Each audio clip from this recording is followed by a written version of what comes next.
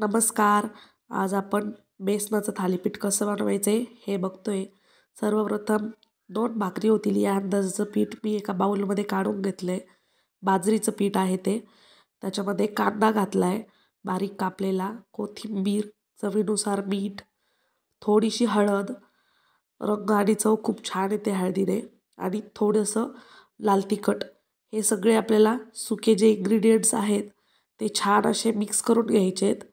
आणि मला सर्दी झाली त्यामुळे माझा आवाज जरा बदललेला आहे. आता याच्यामध्ये मी बेसन बनवलं होतं रात्री, ते माझ्याकडे शिल्लक राहिलं होतं, हे घातलं आहे. तुम्हाला जर आवर्जून हे बनवायचे असतील आणि खायचे असतील तर तुम्ही ताजं बेसन बनवून ते थंड करून वापरलं तरी पण चालेल. आता ते बेसन मी याच्यात घातलं आहे आणि याला छान एकजीव करून घेतलं आहे. मस्त हाताने मळून मळून घ्यायचं आहे त्याला. छान एकजीव करायचं आहे. जसं लागेल तसं बेसन घालायचं आहे. अगोदर अर्धं बेसन घातलं होतं मी, राहिलेलं अर्धं बेसन पण घालून घेतले आता त्याच्यामध्ये आणि याला छान असं मिक्स करून घ्यायचं आहे. त्याचबरोबर मी याच्यामध्ये दही वापरते. तुम्ही दही नाही वापरलं तरी चालेल, दही ऑप्शनल आहे. पण माझ्या मुलाला जे असे थालीपीठ वगैरे असतात हे असे आंबट खायला छान वाटतात, तो आवडीने खातो म्हणून मी इकडं दही ॲड केलेलं आहे. दही नाही ॲड केलं तरी पण खूप सुंदर चव लागते याची. दही ॲड केल्यानंतर याची चव आंबट लागते. आता याच्यामध्ये मी आणखी थोडंसं मीठ घातलं आहे आणि पाणी घालून याची कन्सिस्टन्सी ॲडजस्ट केलेली आहे.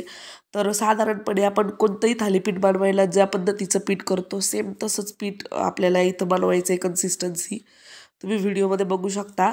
आणि याच्यात पण आपल्याला जर कॉटनच्या कपड्यावर जर आपण बनवणार असेल थालीपीठ तर थोडंसं घट्ट लागतं पीठ, आणि डायरेक्ट तव्यावर बनवणार असेल तर थोडंसं पातळ लागते कन्सिस्टन्सी.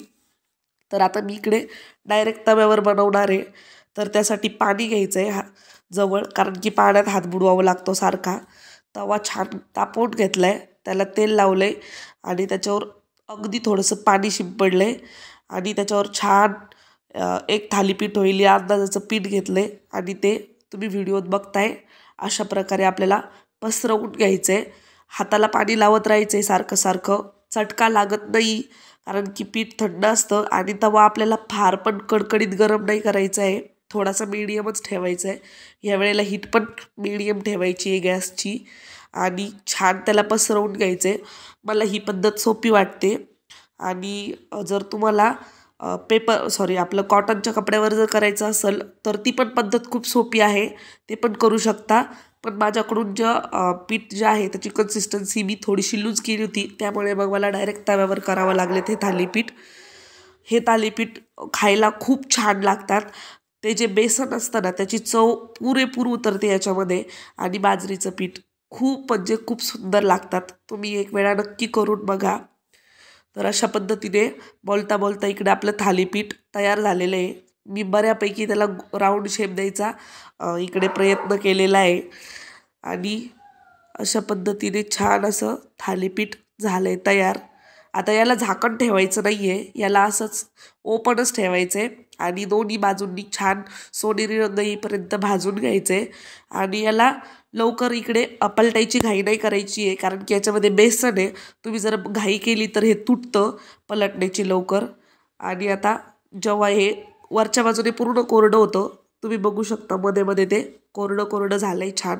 ओलसरपणा जो असतो पिठाचा तो दिसत नाही आहे. आणि ह्या स्टेजला आपण त्याला पलटून घेणार आहे आणि छान भाजणार आहे. आता दुसऱ्या बाजूने पण थोडंसं भाजल्यानंतर त्याला छान असं तेल लावायचं वरून आणि त्यानंतर पुन्हा त्याला दोन्ही साईडने भाजून घ्यायचं. शक्यतो मीडियम हीटवर भाजा, म्हणजे रंग पण छान येतो आणि खरपूसपणा पण चांगला येतो थालीपीठला. आता याला तेल लावल्यानंतर दोन्ही साईडने मी छान भाजून घेतले आणि अशाच पद्धतीने मी बाकीचे पण थालीपीठ बनवून घेतले. तर तुम्हाला माझे रेसिपीज व्हिडिओज आवडत असतील तर चॅनलला सबस्क्राईब करा आणि व्हिडिओला पण लाईक करा. सोबतच ही रेसिपी एकदा ट्राय करून बघा. तुम्हाला ही रेसिपी कशी वाटली मला कमेंट करून कळवा. आणि बघा किती सुंदर दिसतं हे थालीपीठ. सोबतच याच्यासोबत तुम्ही दही, टोमॅटोची चटणी, टोमॅटो सॉस तुमच्या आवडीप्रमाणे जे पाहिजे ते डीप वापरू शकता.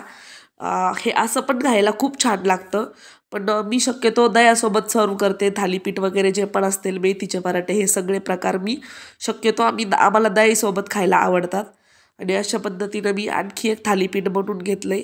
आणि इकडे एक तुम्हाला त्याचा फायनल फोटो दिला आहे. तुम्हाला ही रेसिपी कशी वाटली मला नक्की कळवा.